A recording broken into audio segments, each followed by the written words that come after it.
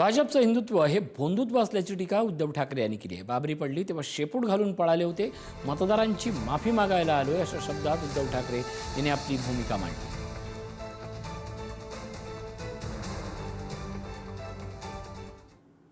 मराठी आहोत पण हिंदू आहोत.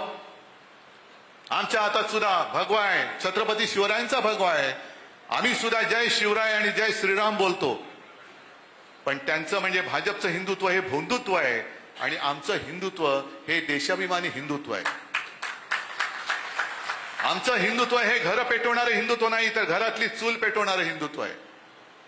आमचं हिंदुत्व हे हृदयात राम, हाताला काम आणि शेतमालाला दाम देणारं आमचं हिंदुत्व आहे. नुसती माती भडकून काही होणार नाहीये. मंदिर वही बनाएंगे. अरे बाबरी पाडली तेव्हा शेपट्या घालून पळालेली तुमची अवलादी. म्हणजे अंगावर काय आलं तर शेपट्या घालायच्या. ते सगळं गंडांतर होतं ते शिवसेना प्रमुखाने अंगावर घेतलं होतं. सगळे पळाले होते. एक सुद्धा भाजप आज 56 वाले छाती इंच काय 56 इंचाची छातीवाले नामोनिशाण नव्हतं कुठे. मग एक कोणतरी भाजपवाला बोलला होता हे आमचं नाहीच. कसं असणार तुमचं? कारण शौर्य गाजवणं भाजपवाल्याचं कामच नाही. शौर्य आणि भाजप हे दोन विरुद्धार्थी शब्द आहेत.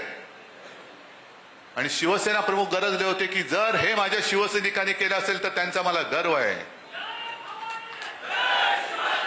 पाडण्याचं असं त्यांच्या मते. कारण आडवाणी असतील, अटलजी असतील, ये अच्छा नहीं हुआ, ये बुरा हुआ, ये काला दिन था, ते सगळं पाप तुम्ही आमच्या माथी टाकलं.